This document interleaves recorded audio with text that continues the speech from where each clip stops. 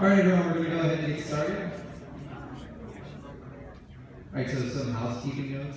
If you are taking pictures or videotaping, make sure you're not hurting anyone else's view or stand up on the side. Don't block the main aisle. We will try to save time for some questions at the end. When we do the questions, please come up to the microphone to ask your question.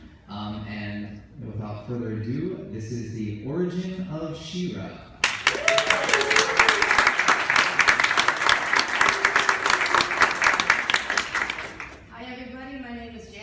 Dancer, and I created She-Ra.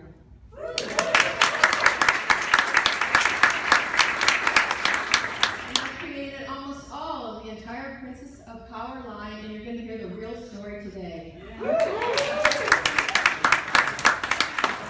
I've been in the toy business for over 40-some years, and I've got some stories to tell. And a lot of them would amaze you and astound you. But first of all, I'd like to say that I heard a quote recently. They said magic is a combination of love and the truth. And I think everybody here has felt that toys are magic and still feels that at some part in their heart. And I want to tell you, there was a lot of people who worked hard feeling the same way.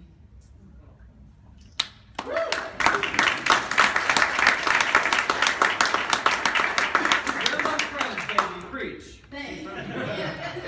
And even though they're not here today, whatever thanks you have all generously given me when you come by my booth, I want to say thank you to you for enjoying all our hard work. Let me say it up front. Thank you from all of us who have worked so hard. I will take your thanks in my heart to them. Woo.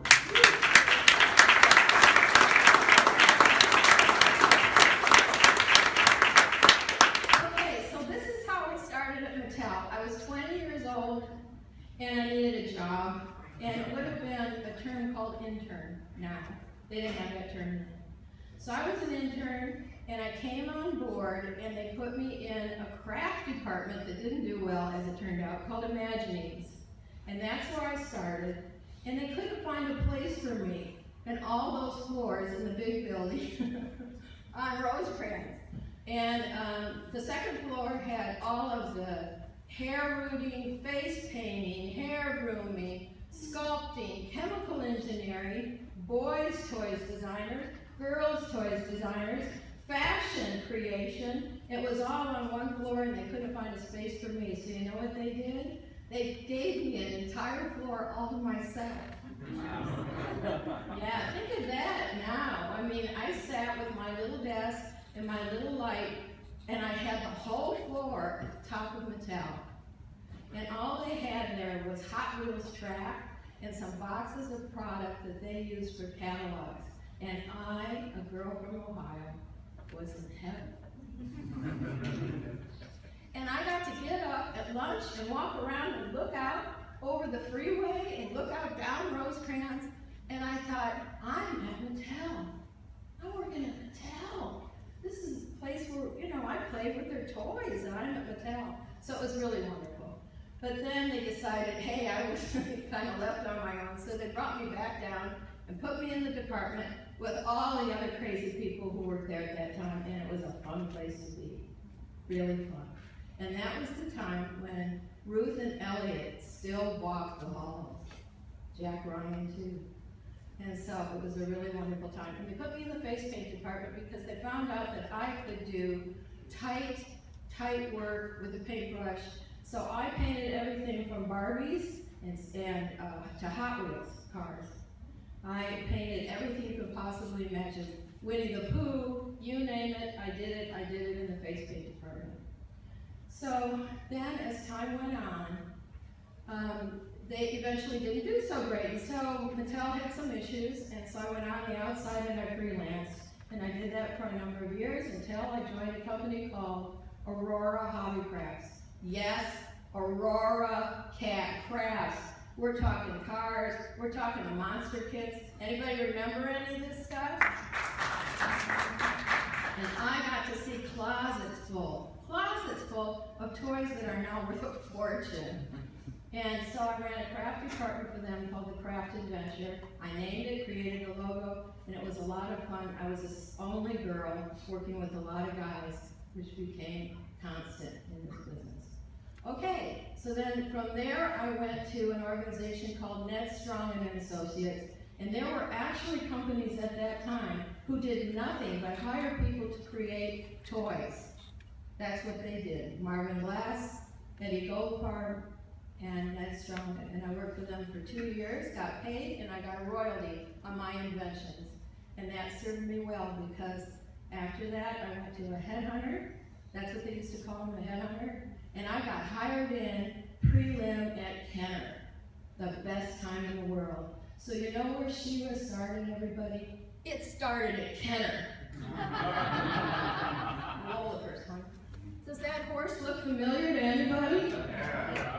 Okay, this is the first sketch of She-Ra. Doesn't look like her, I know.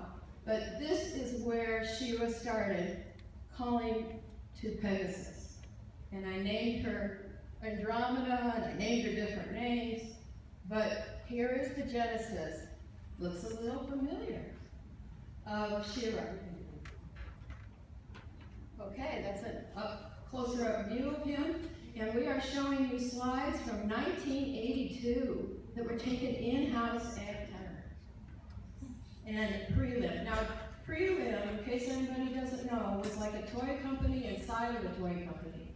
There was only about 9 people in Prelim, and I and one other woman were the only women in Prelim. It was all guys. We had our own model shop, we had our own bosses, and that's where the inventions were created.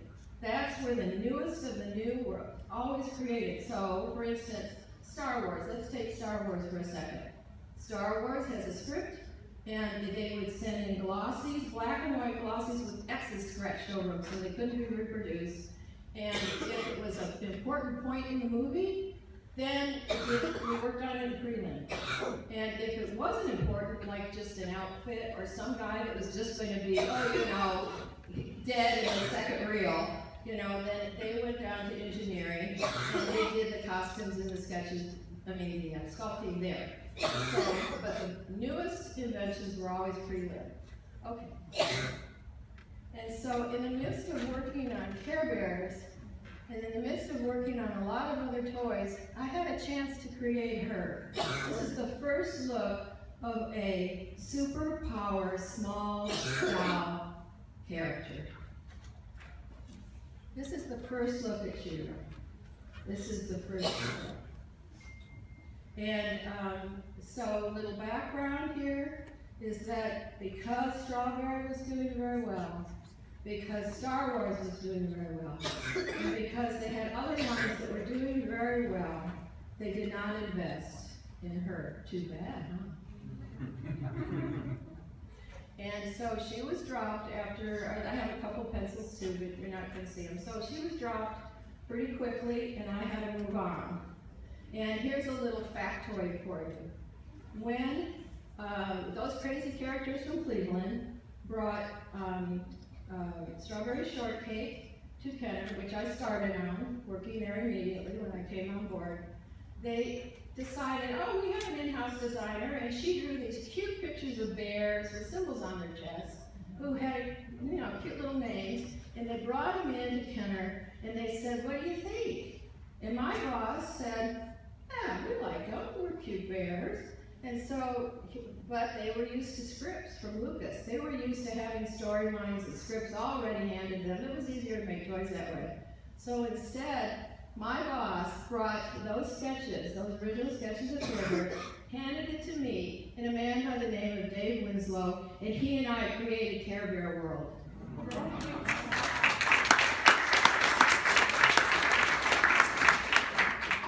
And we sat right down and we created it and we wrote it all out and we took it back to those crazy characters in Cleveland, and the guy read it, the big boss, and he went, looks good to us, and that took care of that. So that's the genesis of Care Bears right there, and that's how this kind of stuff happened. And so I have stories about Lucas calling us up and asking us to see a preview of the movie he was doing. Didn't know if it had any toys. We went, I'm not going to give you the whole story because you can sign up with me, your website, and I will give you a story behind the toy scenes once every month that will knock your socks off. And do you know what that movie was? Raiders of the Lost Ark.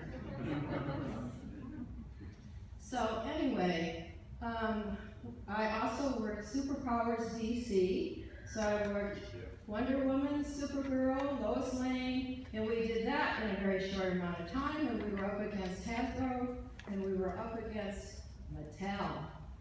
And Lil Kenner won. Oh, how did that happen? And so I had to move back to California.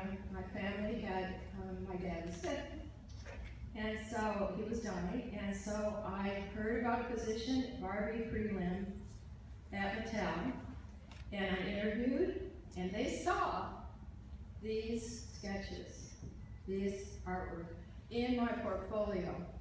So it was already in there. Then I came on board at Mattel, and the first lunch I had, my two new bosses said to me, "So, how would you like to tell us about how Kenner won Superpowers away from us? And what are you doing in the line?" And I said, "You're not gonna know." I said, "That's not for me to tell, and you're not gonna know." So I started working Barbie, and guess what? There was only one other woman in all of Barbie prelim, Jennifer Kieran, and I will mention her again, there's a reason. And we had a woman boss, and it was all guys. And so I was on the same floor as He-Man, and I was on the same floor as a lot of other famous toy lines being developed at the same time, but we were all very, very busy. And so we didn't really interact with each other. We kept to our own group. And the next thing I knew, the marketing people came to me and they said, "Tila has really good velocity." And that meant that Tila was selling really well. And so they said to me, having known I worked DC, Superpowers, having seen this and other things that I had done, Raiders, they said, "We think you're the person to do this." And so I did. And so you are going to see, that's the face of She-Ra, right there. That's the first face. Now what you are looking at is you are looking at, I believe, the one and only copy which I have had for 32 years of what was called the sizzle film, shown to the marketing people at Mattel. And it started with this face. And so the marketing person would say, "This is a new line we're considering. She's sassy, she's bright, she's knowledgeable, and she's got it together. And she's got this wonderful jewelry that she can wear on her outfit. See, we've got armbands, we've got jewelry here, she's got long flowing hair, and she's going to be a small doll." Next one. And she's going to have, you know, like a Tila-like hood, you know, kind of looks a little Tila-like. And she can take that on and off because she's going to have this hair. They're very important to kids play. Hair. Next one. And there she is. And you can see her on the t-shirts that I have for sale because I've recreated this art for you and put it on the t-shirts. This is the first view that anybody at Mattel ever saw of She-Ra.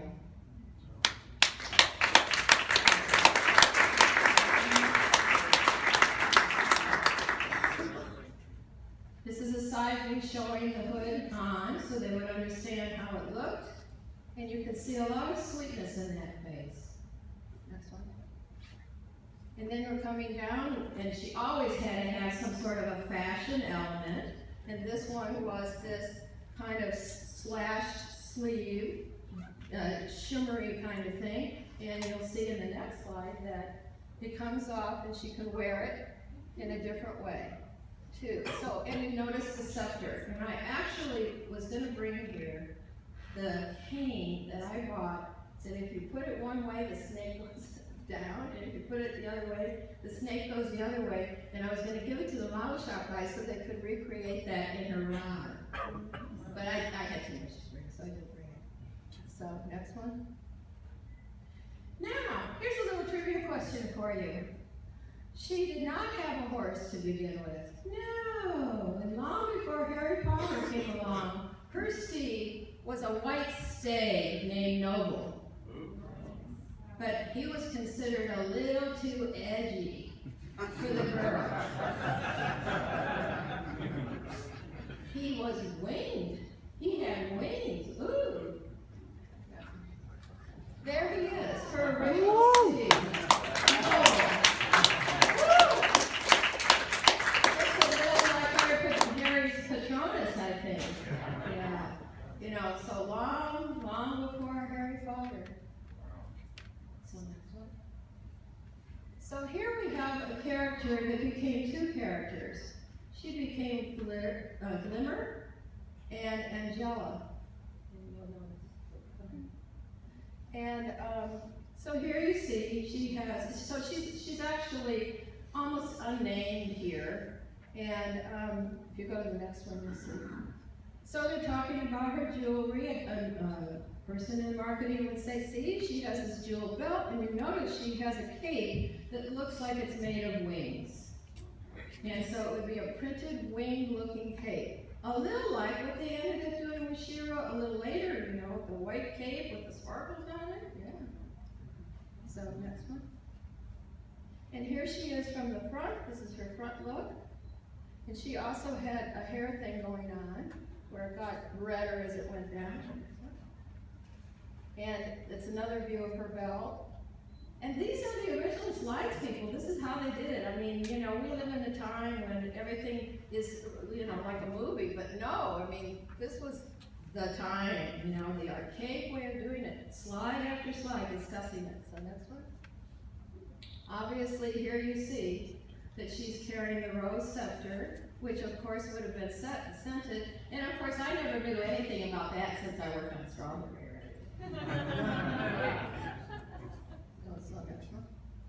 And here she is all together. Thank you. And so I don't have the full slides of her. She's the only character I don't have the full slides of. But you can see the similarities in the next two characters that came along after that. Okay? Here is Catra. This is the first look of Catra. And she's giving you the Catra claw thing. Okay, next one. Little closer view. They were talking about it. I don't remember what was said, sorry. They were describing her personality some way or another. But I honestly, hey, you guys can imagine the personality, right? You know, a little catty, a little mean. Okay, next one. And you can see, this is the original skirt here that she had that they eventually made, you know, they made her into black and red. Okay, next one. So here she is. And I recreated her for you on the t-shirts, what I'm selling up there. Okay, next one. And she had a mask that had a low pile fur attached, and it would go over her head, and it had attached like gloves, and so she could actually become like a cat, you know, like a wild cat. And I already knew that this kind of mask worked great because I had come from Kenner, and Darcy with the golden mask had been one of the best sellers ever. So, hey, use it here. Typical of the toy business. Next one. Cat-like hands. Cat-like hands. Next one. And this is her sword. And her sword was actually a horn from like a prehistoric animal. And you can see it's kind of a spiral, and it was decorated. But this was her sword, which she never got. So next one. And then she had the removable belt that had all these tails hanging off of it. Okay, next one. So here she is. Here she is in her badass look. Next one. Now, she had a companion. They never did it. They thought it was too edgy. I was getting used to that word. And he is a cross between a lynx and a saber-toothed tiger. His name was Tinks. I named him. I did not name Princess of Power. I did not name that name. I did not create it. But I will tell you this, you are all saved from hearing princesses of power, because I said no on that. So here he is, a little too edgy for Mattel. Okay, here you have Bo, the very first look of Bo. Hey, girl.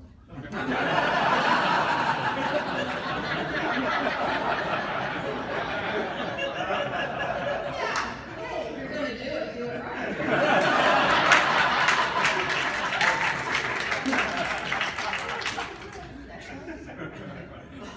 Now, Bo, I want to tell you, he is the least changed, I think you can see, from all the characters all the way through to final production. He always had a beating heart, always. There's a reason for this, I'll tell you in a bit. And he always had an amputated hand that now had a metal glove. And there was a reason for this too. He was wounded. Next one.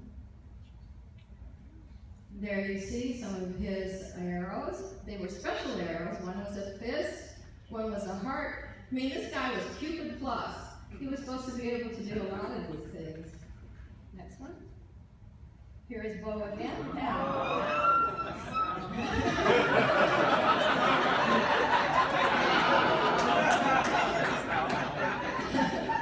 And that's Towel, which is a combination of a koala bear and an owl. And I created the name Cowl. So there you go.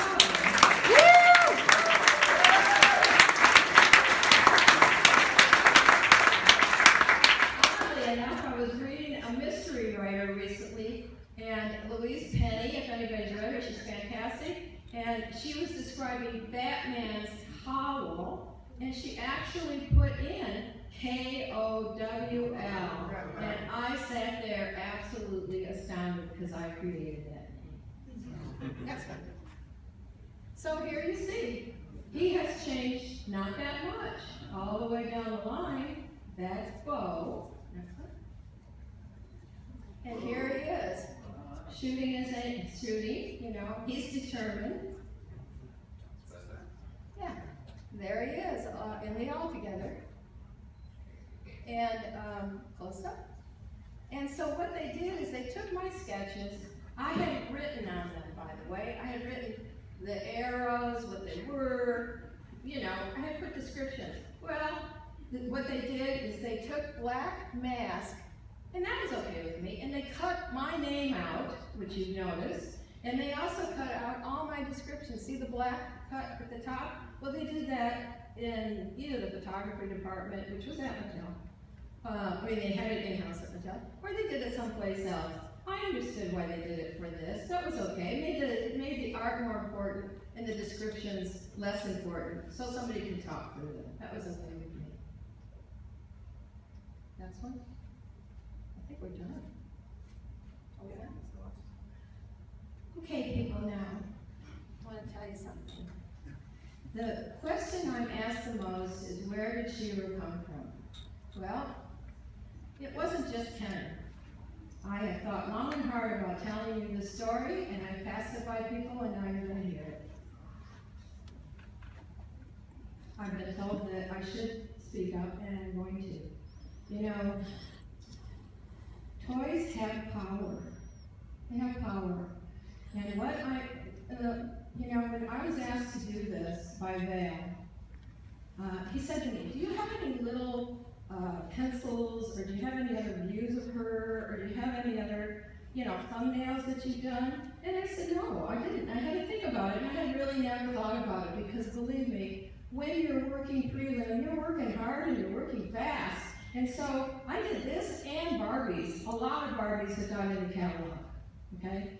And so, no, I had to think about it. And no, I don't have it.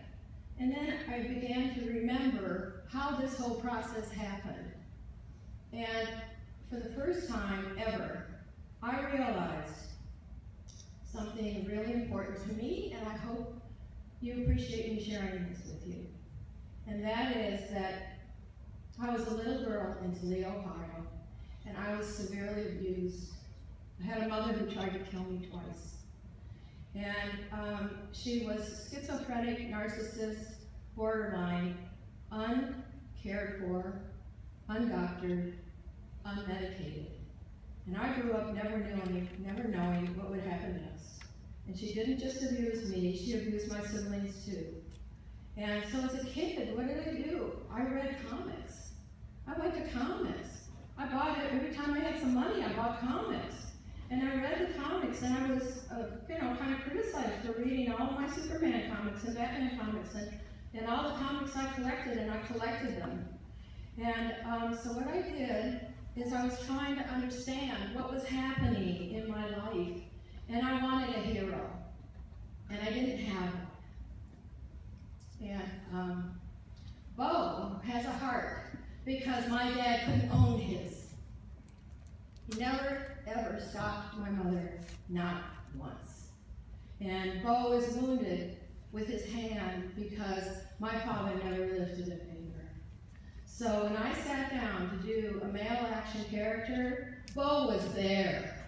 He was there and he was waiting. And that's how he came out. And when I sat down to do She-Ra, she was there because I realized the hero was in me. And She-Ra was waiting in me. So,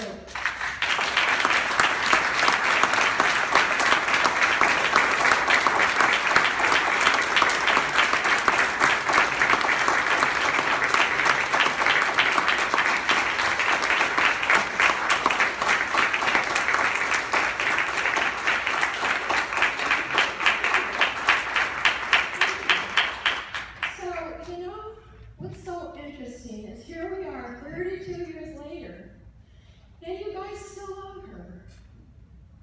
And there was power, apparently. I didn't create that name, but that was a good name because there was power that came down all these years in these characters. I don't care what form. It's fantastic it exists at all. So thank you guys.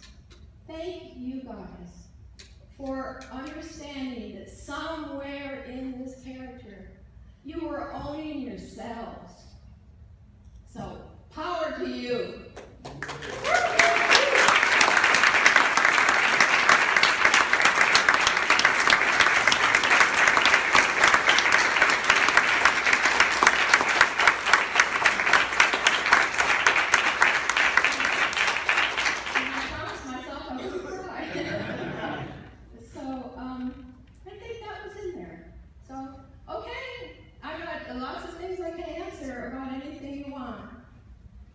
I'm ready. I think you're supposed to go. Yeah, if you could go up to the microphone for the questions. Hi, did you also create word ask and Google Word? No. What I did, okay, the next step after this is that it went through all these meetings. Oh, you gotta know meetings, man. And so to get everybody to okay, So on the basis of these drawings, they said, okay, we'll go ahead with She-Ra, but it hadn't come from the first set of drawings, which you see here. Then I got the okay, then they trusted me, and then I created the next set of drawings, which I am not releasing here now, but they exist. So maybe if there's another PowerCon, you'll get to see the next set of drawings.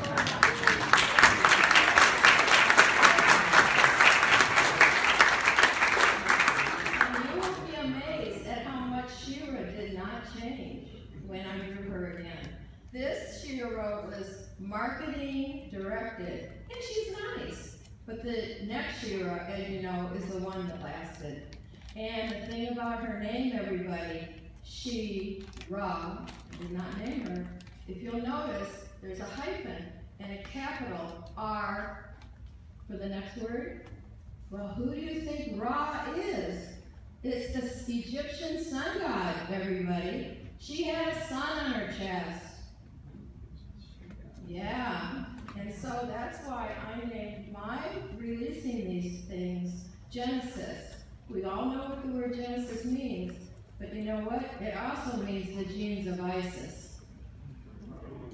And that's well known and old. So hey women, it's our time.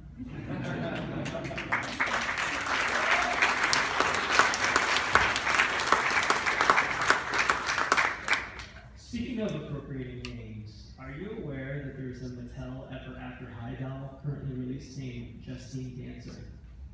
No. When you say your name, and I've heard it many times, it occurred to me, and I looked her up, and yeah, she's an African American doll. No. There's daughters of the storybook characters, No. fairy tale characters, and she's the daughter of one of the 12 dancers. And look it up, it's legit. So okay, right, you know, I mean, they put my name on a horse at Kenner, so hey. No, I didn't know, thank you. So, what was the decision to make her He-Man sister? Was that you? Was that a collaboration? No, so actually, that would have been, so that you understand how toys are done. They took my art, I gave them all the descriptions I had of why these characters existed, where they came from, their accessories, their fashion, etc. And then, of course, there's other people who would do long meetings, marketing people with advertising people. Olivia Mather would have been the one. And they would sit down and they would think about how to then push her into an animation situation. So no, I was not involved with the animation and the characters that came out in that, because after I did the second set of characters, oh, I gotta tell you something, forgot. There's always been a question of the play set for her. Now you know the play set that exists. Well, that's not the play set I designed. And you're not going to see a picture of it until you see the next set, but I will tell you about it. And the original play set was about this tall. It was a crystal mountain made out of gold crystal looking with glitter in it, and it was in the shape of an eagle's head. And when you would take a figure and put it on part of that mountain in a stone, the beak opened up gently, and it was, the opening for the doorway, the portal, and the eyes opened up too. And that was considered too edgy. Okay? Alright, you're killing me without showing all these designs because I'm dying. I need them all. So how long after all this did you stay on the line? And what was your duration and involvement after all Okay, this? so yeah, they came to me. Okay, so we'll start with, good question, and we'll start with back at that place that I talked to you about. So they had it already sculpted in clay. That's how they start any good sculpting clay. Because then what happens, like for instance, if you have a doll, well, that big place that would be clay. If you have a doll, they start in wax, and wax is very tedious. I've also sculpted characters in wax. It takes a long time. I don't know if anybody here does it, but it's timely. So they brought me in a big meeting, all these people, lots of faces, the clay of this Eagle Mountain, and it wasn't right. So I said to Aldo, very nice guy, Aldo Cavalli, Italian, Aldo, it isn't right. And so he handed me in the meeting a sculpting tool, and he said, go ahead, Justin. And I had already had some chance going at it with the cloud car at Kenner, so in front of everybody, I went at that play set, and then I realized that everybody was watching me, and I thought, no, artists don't necessarily like to be watched. So I said, okay, Aldo, you get the drift. Yeah, you got it. And that is the last I ever saw of that play set. But they went and they got pretty far down the line. I think they completed it, yeah. Pretty far down the line. So the question was, how long? I was at Mattel 2.5 years, and they took Princess of Power away from me, and they gave it to a group of designers who had been on a license that failed, and I got rather upset. And so I left and went to Tommy Toys, where I was in charge of the fashion doll line for Tommy. And the interesting thing, anybody know Tommy Toys, right? And the interesting thing about that was that while I was at Tommy, Matchbox found me, and they headhunted me, and they said, what can we give you if you go on the outside and create Robotech for us? So I did the whole reintroduction of Robotech. with Harmony Gold.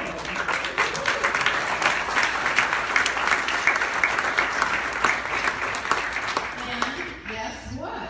I have original drawings and prototypes that I am selling. So contact me. I have original prototypes of so many famous toys to sell you would not believe. Go ahead. Just two rather quick questions, which I'll try to keep them. First, I'm just curious what year you started at this house? 1984.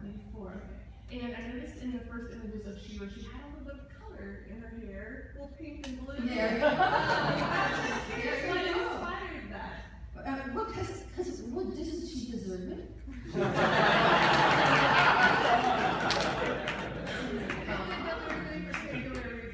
Well, at that time it was considered, edgy,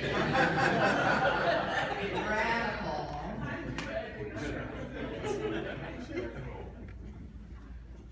Hi, I was mostly pretty curious. You have so many female characters clearly in the She-Ra line, and I know you said you came prior to that from Superpowers. Yes. Superpowers is a pretty revolutionary line because there was maybe a season of a cartoon to go with it, but it was all comic book versions of these characters. But in the 80s, DC had so many female characters who were really hitting A level at that point, especially with the Supergirl movie, but one female figure in 3 waves of toys. Is any of what you did in their response to the lack of female presence in Superpowers? Well, yeah, actually, and I don't remember her name, I'm sorry, but there was a woman running DC Comics. Jeanette Kahn. Yeah, and very nice lady, and so I did a lot of sketches for Wonder Woman, some Supergirl, some Bizarro Supergirl, yeah, and not too edgy there. And some Lois Lane stuff, and I created a couple of dolls, and those have sold. I did sell them prototypes. Was that the unreleased Lois Lane fashion doll line they were trying? No. Because I remember there was a line of Lois Lane stuff they were trying to do with Superpowers, but then they cut it out. Well, I don't think it ever got past my sketches. And so then, one thing that was real interesting is that on Wonder Woman, you know, she has her invisible plane, kind of pictured it in mind, and it's got those little pontoon-looking things, you know, on the wings.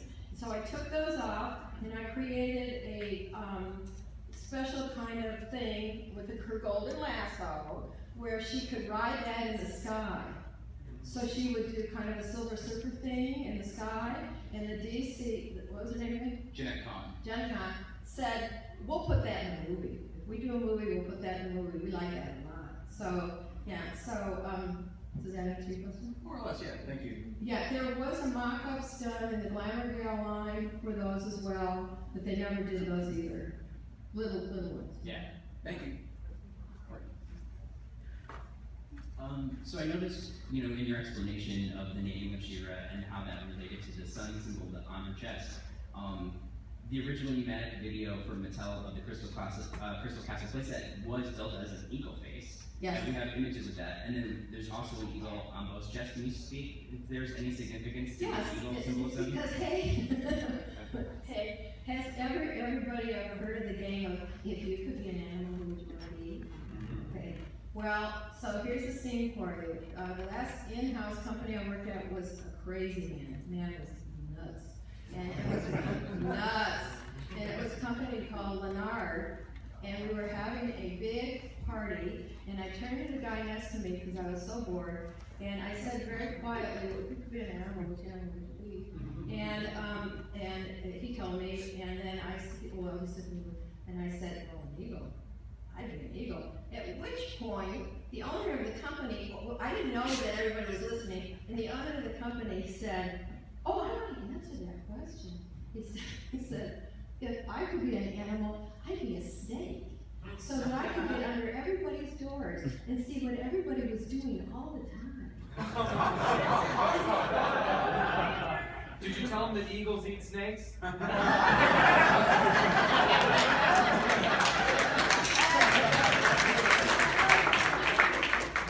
So, I mean, it's like, at that point, everybody who worked for him went, you know, already worried about cameras in the lady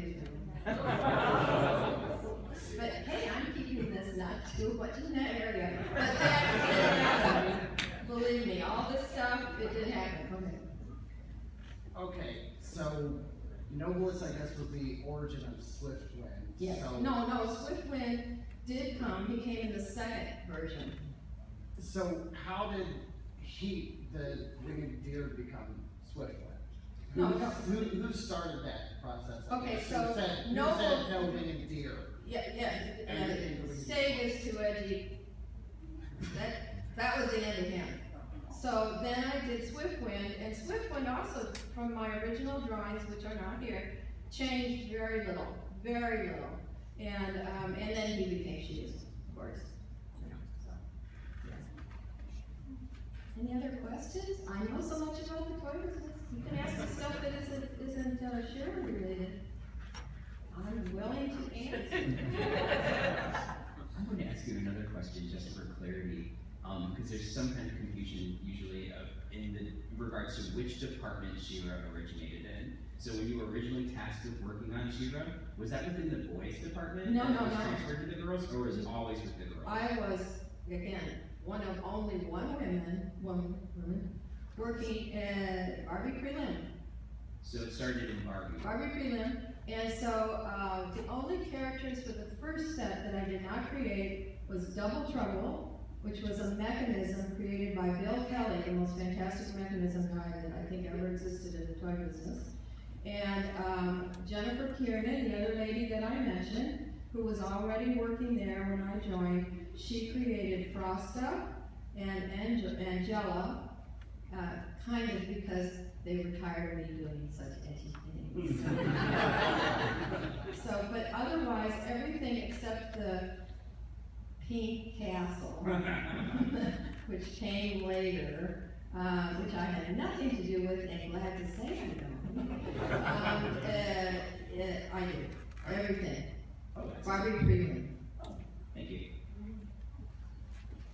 Can you tell us a little about your work on characters, how you developed all the origin stuff on that? Sure. So, okay, in a very short amount of time, when they brought these wonderful little, and they were beautiful, by the way, beautiful sketches of bears, symbols on the chest, names at the bottom. And then Dave Winslow and I, who had been already working on Strawberry, he and I sat down and we created the storyline first. The world, what would the world look like, what was in the world, what would be in the world, how we could use the bears in the world, and all this other stuff. And like I said, well, here's a cute story. So when they realized that we had this all together, and my boss was, yeah, that's good, you know. We were put on a puddle jumper from Cincinnati to Cleveland, and we actually, four of us, we actually got on the plane, and there was a man, and he was covered from head to foot with his eyes only showing in the blankets from the plane. And we all looked at him and we thought, what's with this, you know? And we got on the plane, sat down, well, we realized pretty quickly what was it. Air came through that plane, and the whole plane shook like this all the way to Cleveland. We thought we were gonna die with Care Bears, you know? Die with Care Bears, you know? And so, then like I said, we had this short meeting with the crazy characters from Cleveland. That's what they called themselves, the crazy characters from Cleveland, the American Greetings. And the guy went, meh, and we got on the plane, and we came back and went to work. And I did the cloud car from scratch. And I have the presentational sketch to sell. And along with it, I have something very, very unusual. I have a copy of the patent. I have a copy of the letter to me from General Mills, and I have a copy of the voucher they paid me for my patent. So, yeah, that's how it started. That's how Care Bears got started. And we have time for one more question. Oh, man, this is a better question. Thank you once again. My question is, how have you seen the toy business, toys, the quality of toys? I just remember the quality being so amazing, you know, and I feel like it's just not the same. Okay, that's a good question. Yeah. I want to tell you that I fought for the kids out there. I fought every time I sat down with a costume person, every time I sat down with an engineer, because, hey, they wanted it easy. They would cut out the play, they would make things cheap, and they would cut costs wherever they can, and I can tell you, I fought over 1/10 of a cent more than once, because I didn't want them to ruin the toy. And the other people I work with, thank you.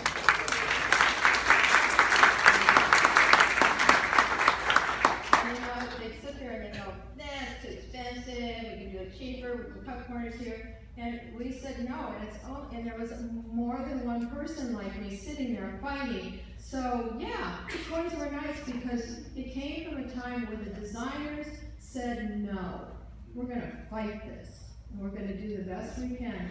And so, like I said, I'm sitting here for a lot of people who wanted to do quality stuff for everybody out there. On behalf of everybody, I say thank you.